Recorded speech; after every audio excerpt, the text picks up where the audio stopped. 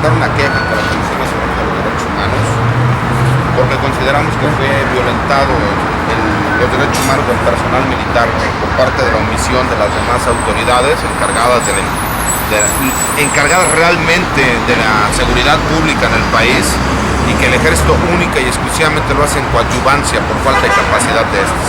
Asimismo, la segunda parte de la queja también es porque ha habido ciertas recomendaciones de la CNDH en el sentido de restringir el uso de determinado tipo de armamento por parte del personal militar, y la falta de reglamentación que existe por parte de las autoridades tanto del Ejecutivo como del Legislativo, donde no le han dado el marco jurídico al personal militar para hacer las funciones de seguridad pública que corresponden.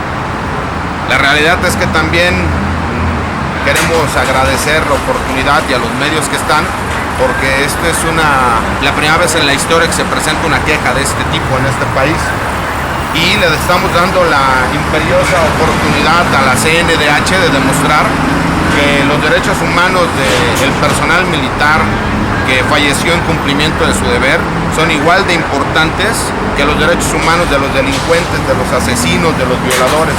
Creo que ya les dimos la oportunidad de que ellos, con base a las atribuciones que tienen, puedan demostrarle al pueblo de México y a la sociedad mexicana que aquí vamos a respetar los derechos humanos de todos, sin importar, como lo dice el artículo primero, ¿no? Sin hacer restrincos. Me extraña mucho ver a tantos luchadores de derechos humanos que no hubiera sido el caso, al contrario, ¿no? Que fuera el personal militar el que hubiera abatido a los delincuentes, porque les aseguro que habría 1000 personas manifestándose por los derechos humanos de esas lacras de la sociedad. Y en cambio, cuando nuestros héroes, porque para mí son héroes, ¿no?, fallecen en el cumplimiento de su deber, no veo expresiones de la gente donde se respeten los derechos humanos de esas personas, y por eso les hago la aclaración. Fallecieron en el cumplimiento de su deber. Esas son cosas que llenan de orgullo al personal militar, a sus familiares, a sus amigos, a sus compañeros. Yo tuve la oportunidad, aunque por un muy breve periodo de tiempo, de formar parte de las Fuerzas Armadas de este país, y me siento orgulloso de poderlos ayudar y apoyar en este momento. ¿La queja nada más es por el hecho de Sinaloa o también va por otros?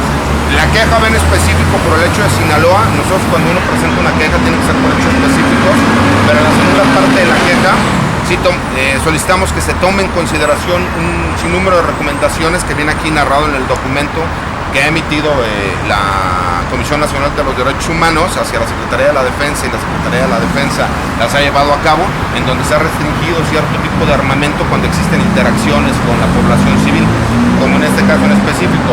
Todo el mundo tuvieron la oportunidad de ver el video que sube Milenio y Anonymous, en donde se ve al cabo de Sanidad que está prestándole los primeros auxilios a un miembro o presunto miembro de la delincuencia organizada que había tenido un enfrentamiento con personal militar. ¿Qué significa? Que por el respeto que existió por parte del personal militar a los derechos humanos les pudo haber costado eso la vida. Hay un sinnúmero de situaciones que la Secretaría de la Defensa ha intentado. Aquí están los manuales que se utilizan por parte de la Secretaría de la Defensa, tanto para el respeto a los derechos humanos como del debido proceso. ¿Okay? Quiero aclararles algo. A mí en la Secretaría de la Defensa, los altos mandos, no se crean que les caigo muy bien o que me quieren mucho. Mi trabajo ha sido litigar en los juzgados militares durante los últimos 20 años contra la misma Secretaría de la Defensa. Esto lo hago por el personal militar que está todos los días, el de a pie, ¿se me explico? El que tiene que estar en los puestos de control, el que interactúa todos los días con la sociedad mexicana, el que va a las labores sociales del plan de N3. ¿Saben ustedes que todos los días en este país hay más de 1500 interacciones de las Fuerzas Armadas con la población civil? Y los queremos juzgar por 3 o 4 hechos aislados que, aunque muy lamentables, no tienen que ver con toda la institución. Yo puedo entender que no queramos a los generales que están en su oficina y que tienen una forma muy anárquica de ser, pero el personal que está todos los días, el que nos protege, el que nos ayuda, creo que este es el momento de demostrarles que somos solidarios como pueblo. Me extraña que hay gente que incluso se siente contenta de que haya pasado una situación de ese estilo, cuando los que realmente nos están protegiendo ahora resultan ser los malos, y los delincuentes. Entonces sí nos rasgamos las vestiduras, porque nosotros lo que queremos es que se protejan los derechos humanos, que se protejan los derechos humanos de todos, seamos parejos.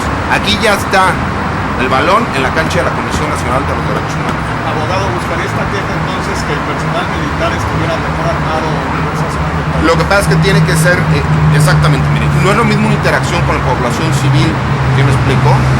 Normal, cuando estamos hablando de un plan de N3, de apoyo a la población civil, a cuando estamos hablando de lucha contra el narcotráfico, son cuestiones totalmente distintas. Ustedes lo vieron, yo incluso hice los comentarios, no puede ser posible que las autoridades ni municipales, ni estatales, ni federales, que emanan del Ejecutivo y que son las encargadas de la seguridad pública, en ningún momento llegaron a la llamada de auxilio que se da por parte del C4, ni respondieron para apoyar al personal militar, los cuales traían armas semiautomáticas. Simple y sencillamente la contienda para que se pudiera llevar a cabo no existían dos partes. El personal militar se encontraba limitado por el armamento que traía, porque en ese momento regresaban de un operativo y estaban trasladando a un presunto delincuente para que recibiera el apoyo médico, porque no se lo pudieron brindar en la clínica donde lo llevaron. Licenciado, el senador Gil Suárez acaba de presentar en el Pleno una propuesta que va en este sentido de cuidar las garantías de los soldados. ¿Se unirían a esta propuesta o piensan seguir su propio rumbo? La verdad es que es muy interesante la propuesta que hizo el senador Gil. No he tenido la oportunidad de revisarla toda. Hay algunas cuestiones de carácter técnico que los especialistas tendrían que apoyar y ayudar, porque no es lo mismo la seguridad interior que la seguridad interna, pero yo sí considero que vale la pena la propuesta, vale la pena que echen para adelante, que ahí sí los grupos políticos, en vez de que guarden un minuto de silencio en favor de los militares que murieron en cumplimiento de su deber, que mejor creen las leyes para que les den la facultad jurídica de estar haciendo este trabajo. Incluso en el nuevo tipo de procedimiento penal adversarial que existe en el país, todas las detenciones que sean hechas por personal militar no van a tener validez. Entonces, por lo menos preocupémonos por esa parte. Nosotros queremos, como siempre en México, hasta que se ahoga el niño, queremos tapar el pozo. Incluso es importante porque la propuesta se hizo antes de que sucedieran los hechos. 3 días antes de que sucedieran los hechos, el senador presentó la propuesta. Ojalá y no pase como pasó en el sexenio pasado, que prefieren dejarlas en el olvido y mejor otro tipo de propuestas de ley que son más, a mi punto de vista, menos importantes, son las que se terminan llevando a cabo. Usted propone que un arreglo constitucional para que el ejército pueda estar en las calles haciendo las labores que ya hace, pasa por, digamos, liberar el uso de la fuerza o, no sé, modificarlo a como está actualmente. No, lo que pasa es que en este momento los militares legalmente no tienen que estar haciendo funciones de seguridad pública. La verdad es que el personal militar debería regresarse a los cuarteles y deberíamos de tener policías que estuvieran más capacitadas y que fueran más honradas. Pero como no las tenemos y por falta de incapacidad de estos, se tuvo que sacar al ejército de los cuarteles a una lucha y a una guerra por la cual no están facultados. Aparte, se tendría que cambiar la formación del personal militar, porque entendamos, ellos están preparados para proteger la soberanía nacional. Estamos hablando de seguridad nacional, no de seguridad pública, y son cosas distintas. Entonces tú no le puedes decir al personal militar que limite el uso de la fuerza cuando ellos están acostumbrados a que el uso de la fuerza que ellos van a utilizar es contra enemigos que tienen la misma capacidad de fuego que ellos. Por eso es lo que yo les decía, aquí ya está el balón en la cancha de la Comisión Nacional de los Derechos Humanos. ¿Cuál es la intención de todo esto? Que el Congreso de la Unión realmente termine regulando y emitiendo las leyes que corresponden para que el personal militar pueda estar haciendo las funciones que no le corresponden. ¿Por qué? Porque ya utilizamos al ejército para todo. Por eso hay un desprestigio y una falta de respeto por parte del personal militar. Por supuesto que no puedes tú llevar al personal militar con armas artilladas a una manifestación de maestros, es nada más por lógica, ¿sí me explico? Pero si están haciendo funciones de seguridad pública en la lucha contra el narcotráfico, sí los tienes que llevar preparados. ¿Por qué? Porque si no pueden pasar hechos como los que acaban de suceder en Culiacán. ¿A nombre de quién se interpone esta? A título personal, yo a título personal, en representación de varios de los familiares de los elementos militares que fallecieron en el cumplimiento de su deber, de simpatizantes, de personal militar retirado, pero a título personal, yo soy quien presenta la queja. La ley me faculta presentar una queja cuando existe violación a los derechos humanos.